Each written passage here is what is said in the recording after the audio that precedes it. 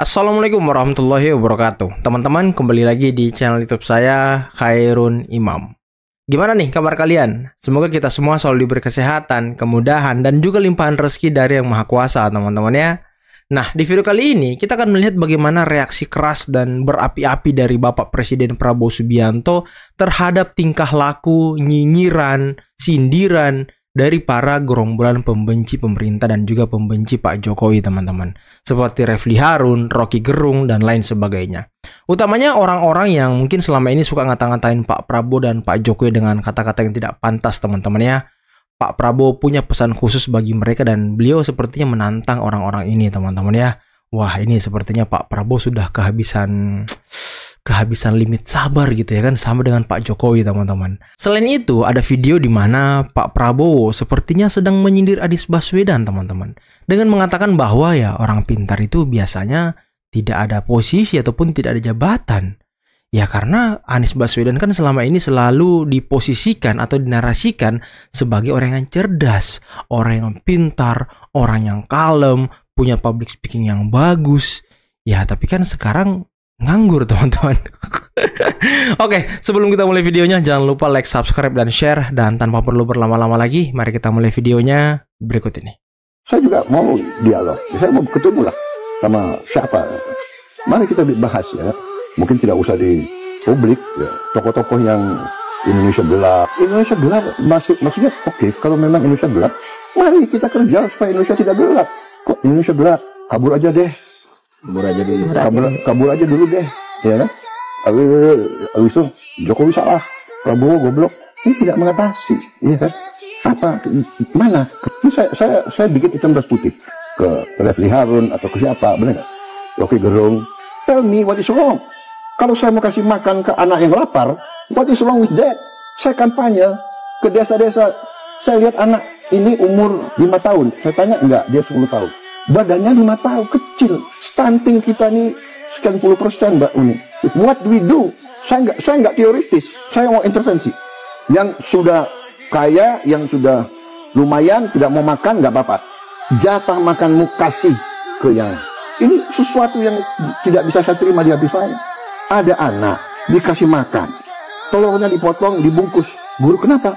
Untuk adik saya di rumah. Ada anak dikasih bingkis, dikasih tidak makan. Kenapa? Ibu saya di rumah nggak ada nasi. Dia bicara dengan tidak sedih, ini tidak bisa terjadi. Saya nggak terima. Saya sebagai pemimpin, saya sebagai patriot, bukan ini republik yang saya bela dari sejak muda. Jadi saya akan berjuang keras supaya tidak ada orang lapar di Republik Indonesia. Kadang-kadang orang terlalu pinter malah nggak jadi apa-apa. Niat yang baik dari semua pihak yang diberi amanah oleh rakyat dengan kebijakan yang masuk akal, bukan kebijakan yang perlu orang terlalu pinter. Kadang-kadang orang terlalu pinter malah nggak jadi apa-apa. Ya kan? Ini kita butuh orang-orang pintar banyak, tapi yang paling penting adalah mereka-mereka yang punya akal sehat dan orang-orang yang benar-benar cinta dengan rakyat kita. Bersama-sama kita akan mencapai cita-cita kita. Bagi mereka yang katakanlah selalu pesimis, ya, selalu meragukan kemampuan bangsa Indonesia sendiri, mungkin mereka lebih suka untuk menghamba kepada bangsa lain, terserah. Tapi saya bersama rekan-rekan saya, bersama tim kita semua, kami bangga untuk membela bangsa, negara, dan rakyat Indonesia. Kami bangga untuk mengabdi kepada rakyat. Ini kehormatan kami. Pohon yang besar, yang tinggi, pasti sering diterpa angin kencang, ya kan? Semakin kita naik ke puncak gunung, semakin berat tantangan, semakin banyak pengorbanan yang diminta dari kita. Sumpah demi apapun gue malu banget. Jadi guys, ada video, gue sebut nama aja lah ya, namanya itu Mas Firdian. Kemarin bikin video yang bilang kalau presiden kita itu sivil fobia. FYI, sivil fobia itu tuh gampangnya sebuah ketakutan terhadap warga sipil atau anti sama warga sipil yang menyuarakan kritik atau pendapat tentang isu sosial. Sekarang gue tanya, pertama, presiden kita itu warga sipil bukan? Warga sipil. Jadi jangan dikira presiden itu bukan warga sipil. Pak Prabowo itu warga sipil. Walaupun dia kepala negara ya guys, tapi statusnya dia tetap warga sipil. Dua, presiden kita itu anti nggak sama kritik dan pendapat dari publik? Kalau iya, nggak mungkin kemarin tuh presiden undang media-media gede di Indonesia buat datang ke Hambalang. Mereka bebas buat nanya apa aja tentang isu sosial yang ada di Indonesia sekarang. Malah presiden itu tuh terima kritikan, ngaku kalau salah soal komunikasi ke masyarakat gara-gara chaos kerja mulu, banyak masalah yang kudu diberesin. Ini konteksnya yang soal kepala B2 yang diterima tempe salah satu media di Indonesia. Itu kan kantor komunikasi kepresidenan sempat ada yang bilang dimasak aja kepala B2-nya. Itu kan sebenarnya nggak etis sebagai representasi kepresidenan. Tapi Pak Prabowo mengakui itu kesalahan dia. Dan beliau bilang mau memperbaiki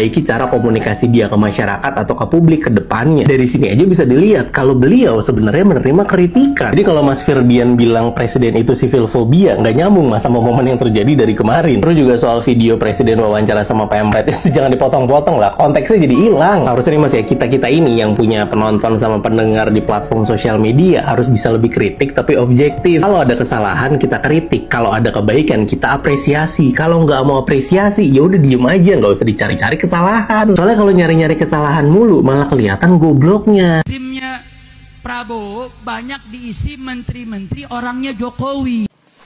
Kau itu penceramah agama atau menghasut? Hah? Iya, bukannya kau menceramahi bagaimana agama ini yang benar, malah kau menghasut.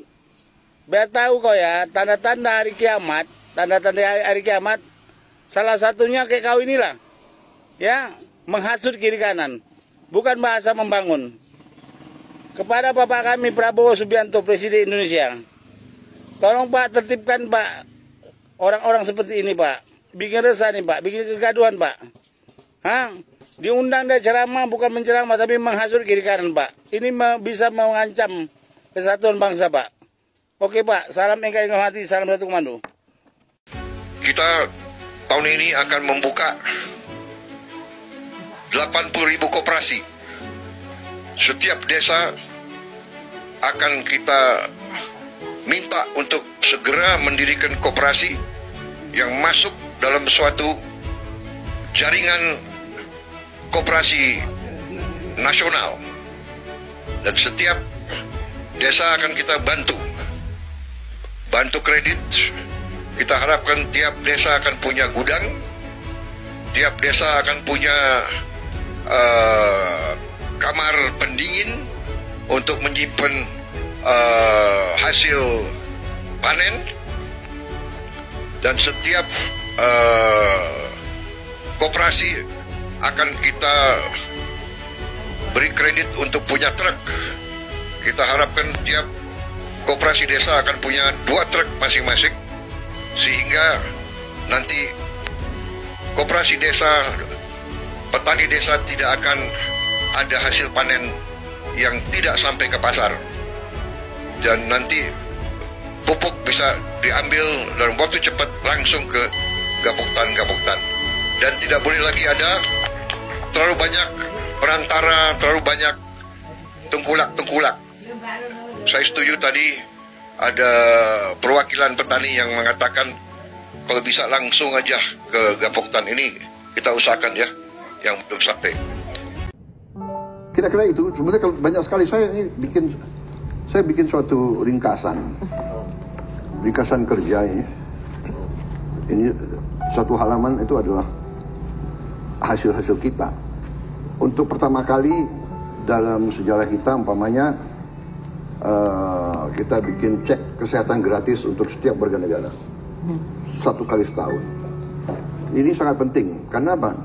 Daripada kita nunggu dia sakit, lebih baik kita tahu kita punya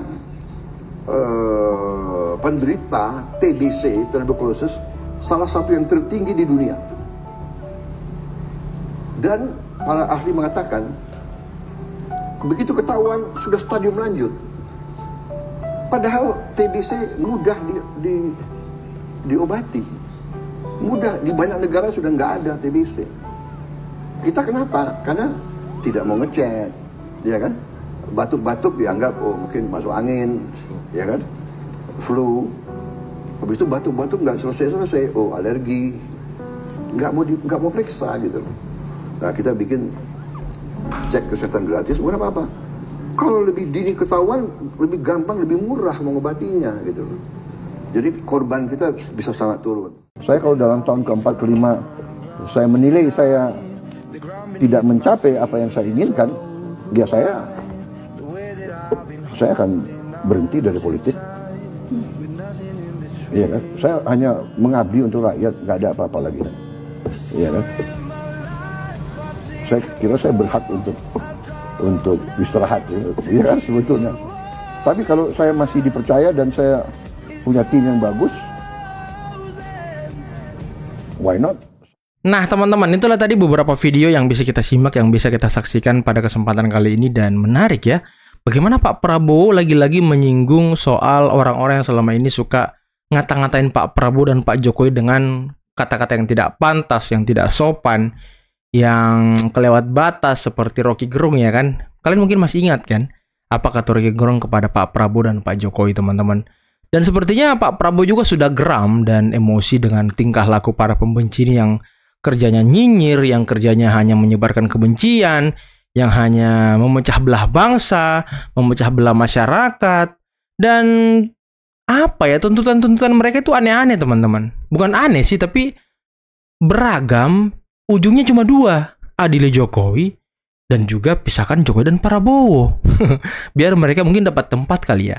Ya iseng-iseng kali aja bisa dapat jatah komisaris gitu. Karena Amin Rais kemarin sudah nyentil-nyentil nih Pak Prabowo. Dia ngungkit-ngungkit jasa-jasa dia selama menjadi juru kampanye Pak Prabowo di tahun 2014 dan 2019 gitu ya kan. Padahal ya mungkin Pak Prabowo kalah di tahun-tahun itu ya karena ada Amin Rais. Dan bagaimana tadi jubir dari Ganjar Mahfud di tahun 2024 yang juga sekarang menjadi oposisi, ya dirujak lagi oleh netizen, teman-teman. Ya dengan ngata-ngatain Pak Prabowo lagi dan segala macam. Ya itulah tingkah laku para oposan, teman-teman ya, yang mungkin sakit hatinya belum terbalas gitu ataupun belum sembuh gitu. Karena ya banyak yang bilang kalau kritikan-kritikan mereka itu sangat tidak objektif. Hanya selalu ingin menyudutkan Pak Prabowo.